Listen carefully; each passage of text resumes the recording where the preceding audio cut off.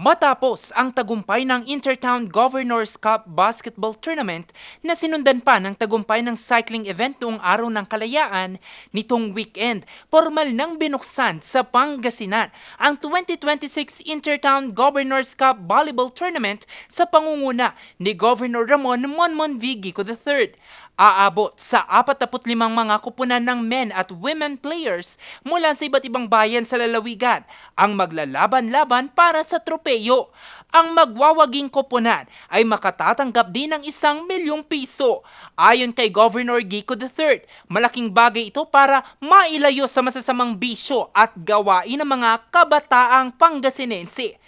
Marami po sa atin, bata man matanda, most of our time nandoon na lang sa screen. Because of technology, hindi na tayo lumalabas. Hindi na tayo naglalaro. No? Wala nang mga physical activities na nangyayari.